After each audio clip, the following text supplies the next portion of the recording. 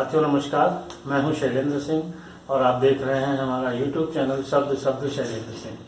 आज हमारे साथ खास मेहमान हैं साधना स्वरूप जी, जो लखनऊ दूरदर्शन और पे एक लंबा समय उन्होंने एंकरिंग की है। तो आप समझ सकते हैं कि तो मेरी हालत क्या हो रही है। इतनी उस समय की जब दूरदर्शन का अपना क्रेज होता था, खबरों का अपना एक अलग क्रेज था। उस समय आप दूरदर्शन पे समाचार पढ़ती थी, हम लोग इनको टीवी पर देखते थे। उस समय टीवी कम दिखता था और लोग ज़्यादातर दूरदर्शन ही देखते थे क्योंकि बहुत सारे और चैनल नहीं थे। तो आपकी एक फैन फॉलोइंग भी थी, मैं खुद भी आपका बहुत प्रशंसक रहा हूँ। और आज मुझे ये मौका मिला तो मैं बहुत दिन से प्रयासरत था कि साधना जी के साथ मैं उनका इंटरव्यू करूँ, तो आज ये मौका मुझे मिल गया है। इसके लिए साधना जी बहुत धन्यवाद आपका। Thank you. सबसे पहले आप मुझे ये बताइए कि जब आपने दूरदर्शन शुरू किया था न्यूज रीडिंग, वो कब था और कैसे शुरू हुआ था? दूरदर्शन हमने सबसे पहले तो हमारे सभी सुनने वालों को मेरा प्यार भरा नमस्कार।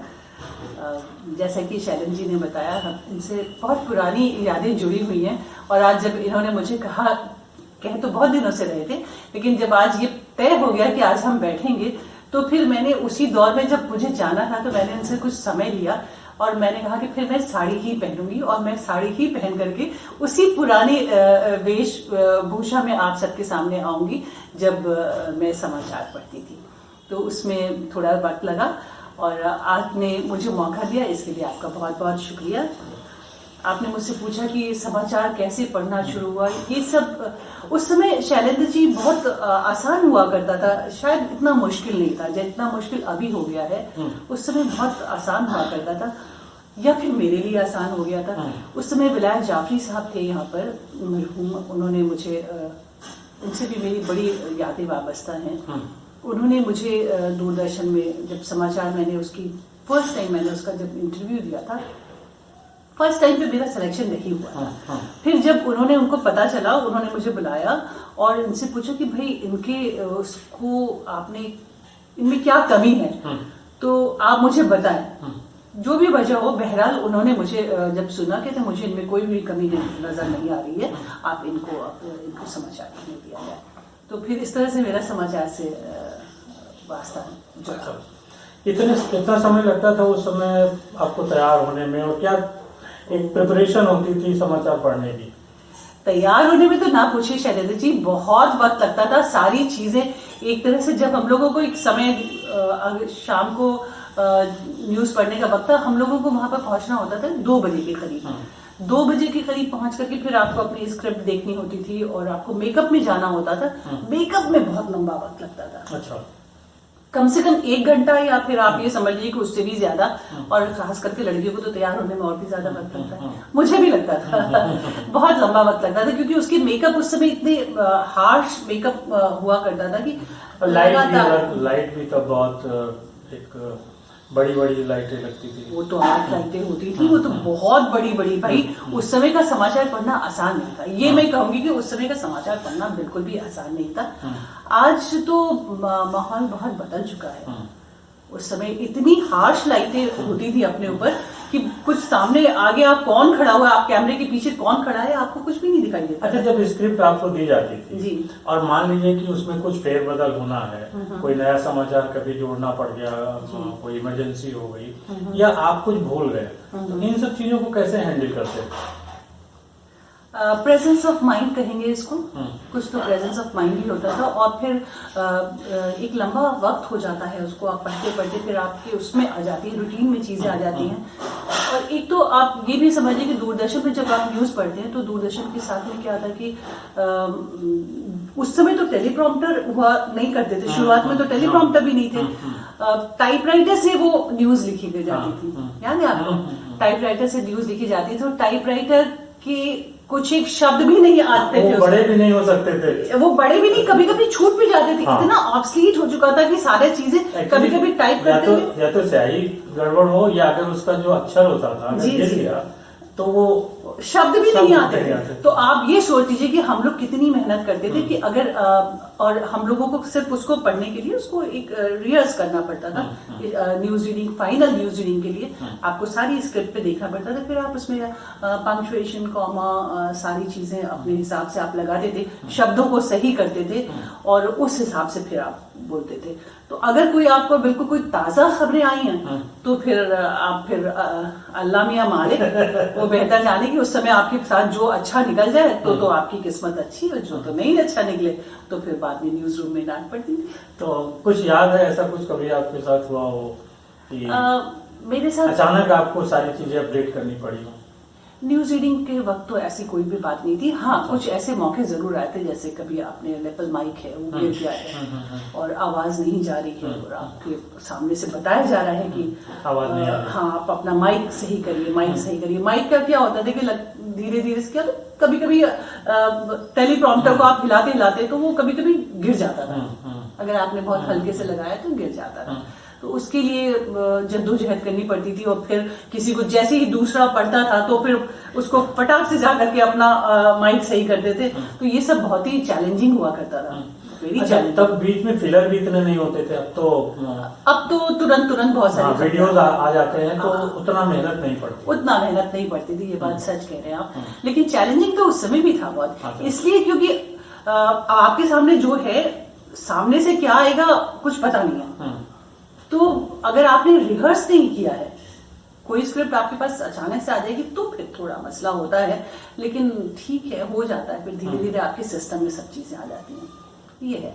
आपने एंकरिंग भी की है कुछ कार्यक्रमों में? हाँ, एंकरिंग भी दूरदर्शन की वजह से मुझे बहुत लोगों ने बड़ी मोहब्बत दी है और दूरदर्शन की रीच भी इतनी ज्यादा थी कि उस वक्त में मुझे याद है कि दूरदर्शन की वजह से जहाँ भी जाती थी तो मुझे बहुत लोग पहचानते थे।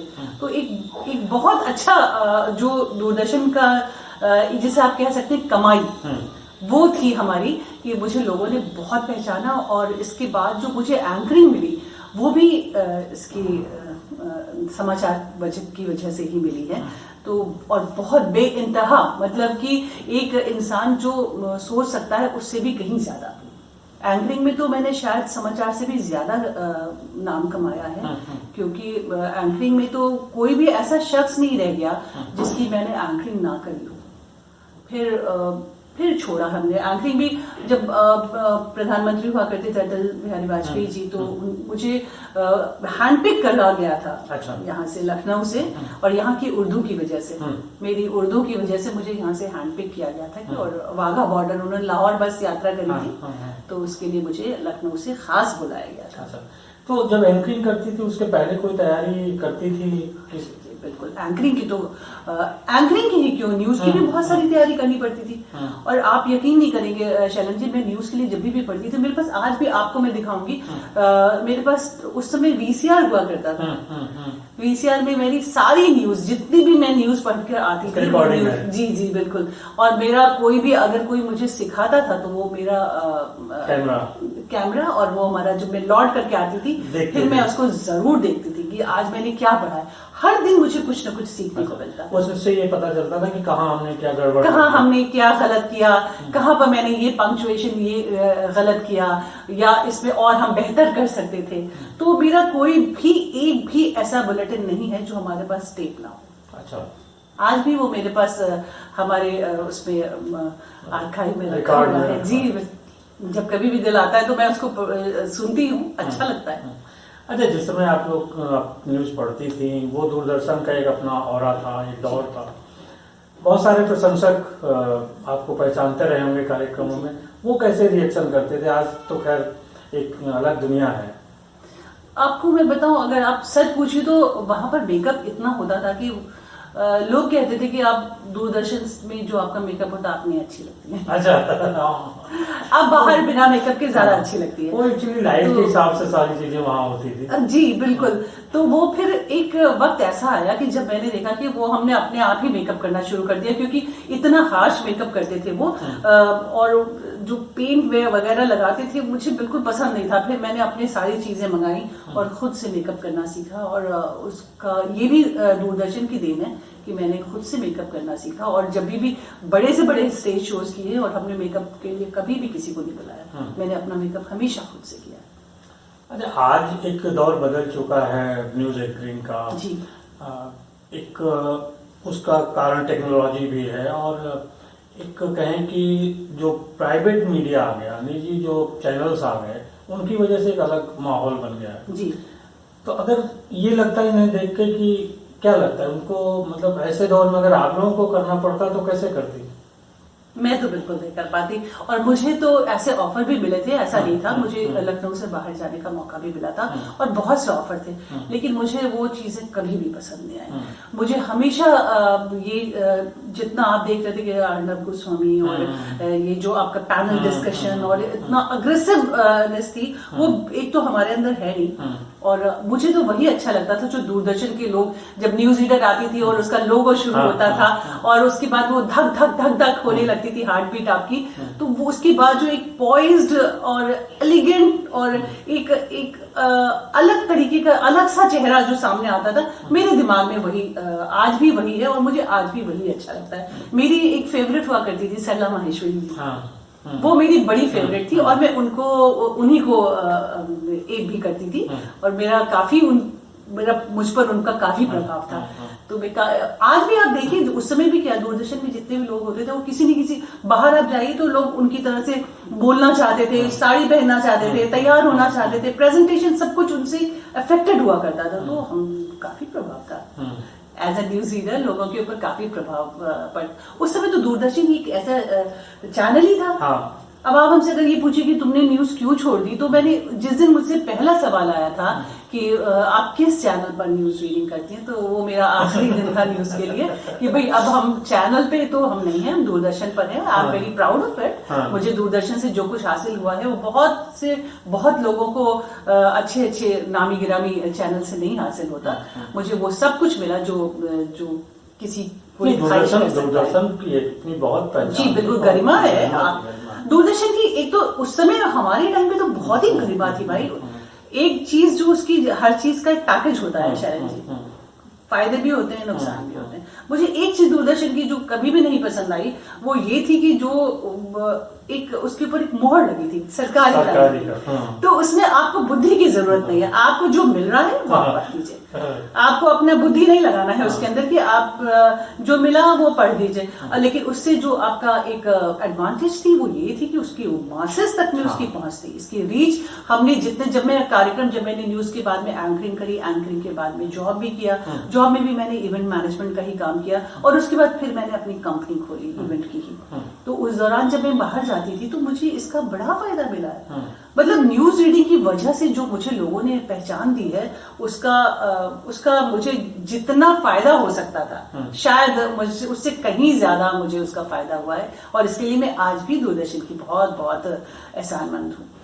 अच्छा, अच्छी न्यूज पढ़ने पे तारीफ मिलती रही होगी, और जब कुछ गड़बड़ी हो गई तो न्यूज रूम में डांट भी पड़ती थी। जाहिर बात है, वो तो पढ़नी भी चाहिए। तो आपको कोई ऐसी डांट याद है जब पढ़ी हो? मुझे बहुत कम डांट याद है, क्योंकि मैं अपनी चीजों को लेकर के बहुत पर्टिकुलर थी।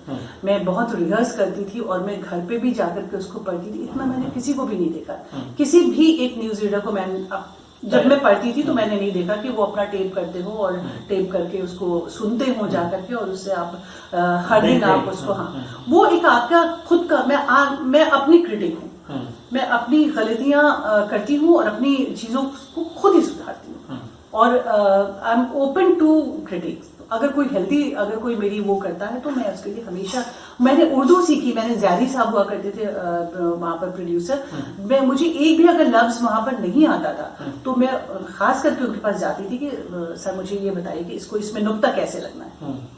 तो मुझे ज्यादातर तो लोग उर्दू की न्यूज रीडर समझने लगे थे कि आप उर्दू आपकी बहुत अच्छी है। उर्दू से थोड़ी भाषा में एक अलग, उर्दू की बात ही क्या है, उर्दू की तो बात ही अलग है। उर्दू में जो इतनी शीरी जबान है, उर्दू की तो बात ही अलग है। उर्दू की वजह से मुझे बहुत कॉम्प्लीमेंट्स मिले हैं। तो मुझ में सीखने का बहुत जज्बा है, मैं सीखती हूँ, जल्दी सीखती हूँ। अगर कोई क्योंकि मुझे कोई टोके नहीं, मुझे इस डर से कि मुझे कोई टोके नहीं, इस डर से मैं हमेशा अच्छा करने की सोचती हूँ। अच्छा जी, ये तो लिखने का भी शौक रहा? लिख लेती हूँ। लिखने की अगर आप न्यूज में सोचिएगा तो फिर वहां तो गुंजाइश ही नहीं बात। लेकिन ये होना चाहिए, ये मैं आज फील करती हूँ कि आप न्यूज रीडर को ये ऐसा मौका मिलना चाहिए कि वो अपनी न्यूज लिखें। जी बिल्कुल, उनको रखना चाहिए। ऐसा नहीं कि सब पका पकाया मिल गया और आपने अपनी बिना बुद्धि लगाए जाके पढ़े, इसमें कोई सेटिस्फेक्शन नहीं है। शायद यही वजह थी मैंने सब छोड़ भी दिया। मुझे लगा कि एक हासिल कर लिया, एक मुकाम हासिल कर लिया, उसके बाद फिर मुझे लगा कि अब यहाँ पर अब कुछ है नहीं। इसलिए जब एंकरिंग की बात होती है तो ये देखते हैं कि आजकल जो तमाम एंकर हैं वो बहुत ज्यादा या तो चुटकुले सुनाने लगते हैं या शेरो शायरी सुनाने लगते हैं जी। ये कितना होना चाहिए, मतलब इसका भी एक अनुपात होना चाहिए ना। अब इसके सबके अपने अपने मापदंड हैं। अच्छा। सबके अपने मापदंड है, मेरा मापदंड ये नहीं है। हमने हमेशा, जैसे मैंने कहा, सलाह माहेश्वरी हमारी उनको मैं अपना गुरु मानती थी। तो एक होता है ना, सबको आप किसको आप अपना गुरु मानते हैं। तो मैं आज भी जब भी एंकरिंग करती हूँ और मेरी एंकरिंग में हमेशा या तो शेर रहे होंगे। मुझे शेर पसंद है कि मौके पर अगर आप किसी के लिए कुछ कहते हैं तो वो मौके इसका होना चाहिए। ये नहीं कि उसको जबरदस्ती का ठूसा हुआ नहीं होना चाहिए कि आपको याद आ रहा है तो आपने कुछ भी डाल दिया, फिलर के रूप में, ऐसा नहीं होना चाहिए। तो मुझे इस बात की भी काफी तसल्ली है और मैं बड़ी मुतमईन हूँ इस बात को लेकर कि मैंने कभी भी ऐसी कोई भी एंकरिंग नहीं करी जिसके लिए मुझे लोगों ने बाद में कहा होगा कि एकदम क्या बोला, ऐसा कुछ भी नहीं हुआ। तो मुझे खुशी है इस बात की, मैं अपने काम से बहुत संतुष्ट हूँ। एंकर की जो भूमिका होती है वो मंच और जो दर्शक होता है उनके बीच में एक पुल के रूप में काम करने का होता है। जी जी बिल्कुल बिल्कुल। तो कभी दर्शकों की तरफ से जब आप एंकरिंग कर रहे हो कोई ऐसी डिमांड या कुछ याद आ रहा है? हाँ बहुत। मुझे याद है मैंने अमिताभ जी का एक प्रोग्राम किया था और उसके बाद फिर जयप्रदा जी का प्रोग्राम किया था सैफरी में। तो वो वहां पर उसके बाद मैं जब किसी को भी पुकारती हूँ आने के पहले मैं उनके शान में कुछ शेर कहती हूँ। तो वो शेर लोगों को बहुत पसंद आ रहे थे और सैफी में लोग एकदम दीवाने हुए जा रहे थे कि बस वाह वाह करके एक और। उस वक्त मुझे जितने भी याद आए थे, अभी मैंने आपसे कहा मैंने गैर जरूरी नहीं बोला, पर उस दिन का मुझे याद है मैंने गैर जरूरी भी शेर वहां पर बोले और लोगों ने बड़ी तारीफ करी थी और बड़ी क्या तालियां पड़ी। मुझे लगा कि एंकरिंग नहीं कर रहे हैं, शायरी कर रहे हो, क्योंकि वाह वाह वाह वाह कर रहे थे, हम भी वाह वाह हो रहे थे उस दौर। वो पर्टिकुलर एक डे था जिस दिन मैंने कुछ गैर जरूरी भी बोले और सिर्फ लोगों की वाहवाही बटोरने के लिए। अब जो हम लोग को कुछ आप बताना चाहती हो जो हमारे दर्शक हैं उनको, जो बातचीत हम लोगों के बीच छूट गई हो? किस सिलसिले में मैं आप दर्शकों से आज की खबर के बारे में, पिछली खबरों के बारे में या अपनी जो यादें हैं उनके बारे में कुछ? यादें तो बहुत है। यादों की अगर आप बात करेंगे तो पिटारा खुला नहीं कि फिर वो कभी ना खत्म होने का सिलसिला हो जाएगा। तो अब यादों के सहारे तो हम लोग अपनी जिंदगी बसर करते। अब आपने इतनी पुरानी यादें याद दिलाई हैं कि मुझे लग रहा है कि अब मुझे मेरे सामने वो पूरा मंजर आ रहा है कि हम कैसे न्यूज पढ़ते थे, कैसे जाते थे और कैसे सब चीजें एकदम। और अगर आप अभी यहाँ बैठे हैं और देखिए इतना लंबा वक्त, करीब हो गए होंगे 30 इतने साल तो हो गए होंगे। 89 में हमने शुरू किया था, 89 से मैंने करीब 12-15 साल न्यूज पढ़ी होगी। तो 2003-4 तक हमने शायद न्यूज पढ़ी है और इतना लंबा वक्त हो गया तो बहुत सारी यादें हैं। और उसके बाद मैंने न्यूज के बाद मैंने एंकरिंग बहुत सारी एंकरिंग जी बहुत एंकरिंग करी और एंकरिंग में भी कोई भी नहीं छूटा था कि अब आप पूछेंगे एंकरिंग क्यों छोड़ दी थी। मतलब प्रधानमंत्री से लेकर अमिताभ बच्चन तक सारे जो प्रेसिडेंट से लेकर प्रधानमंत्री, सीएम और सबका हो गया। फिर नेता, अभिनेता, फिर जब सब हो गया तो फिर मैंने कहा अब छोड़ देते हैं। Indian cricket team, Pakistani team, hockey team, सब चीजें हो गई। फिर मैंने कहा अब बस हो गया, अब क्या बचा है फिर इसमें। तो अब आगे फ्यूचर क्या? अब इवेंट कंपनी मैंने शुरू करी है शैलन जी, लेकिन अभी वो भी अब हमने उससे भी मेरा हो गया मन भर गया।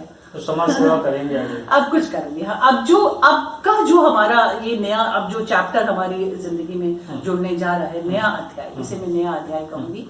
तो उसमें मैं अब जो भी करूंगी वो अब समाज के लिए करूंगी। ये मेरी ख्वाहिश है, ये मेरी इच्छा है, क्योंकि अब इस समय जो भी अब हमारा ऐसा तो है नहीं कि मैं बैठूंगी, अभी तो कुछ ना कुछ तो करती रहती हूँ। नहीं आपको करना भी चाहिए। आपके साथ इतने लोग जुड़े हैं और आप इतना एनर्जेटिक हैं तो समाज को भी कुछ मिलना चाहिए उससे। जी तो बस अब कुछ करूंगी और उसके जरिए से जो हमारा होगा वो मैं समाज के लिए, मैं चाहती हूँ कि जाने से पहले कुछ ऐसा कर जाऊं कि बस लोग फिर सिर्फ एक नहीं, हम लोग तो फिर आपको एक बार देखना चाहते हैं न्यूज में देखना चाहते हैं, एक्टिव देखना चाहते हैं, एक्टिव देखना चाहते हैं। मैं बस यही जाते जाते सिर्फ आपसे ये कहना, और एक चीज और मैं एंड करूंगी अगर, तो मेरा एक बहुत ही मेरी पसंद की एक लाइन है जिसे मैं हमेशा कहती हूँ। जब भी मैंने कोई भी कार्यक्रम बंद किया है, खत्म किया है उसको, तो मैंने हमेशा ये लोगों से कहा, और मैं आज भी इसको अपनी खुद की जिंदगी में भी लागू करती हूँ कि जिंदगी की नाप बरसों में नहीं, कुछ यादगार लम्हों में किया करते हैं।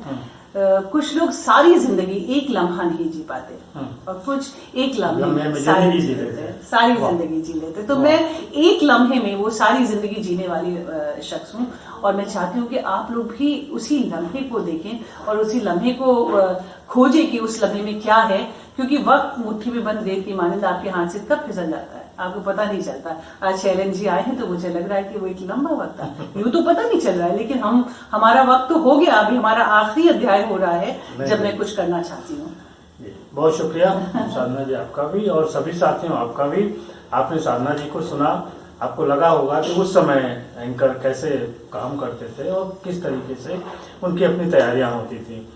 कुछ अगर आपको साधना जी से पूछना है तो कमेंट बॉक्स में जरूर मैसेज करिए, हम लोग आपका जवाब आपको देंगे। बहुत शुक्रिया, आपने हमें समय दिया। Thank you.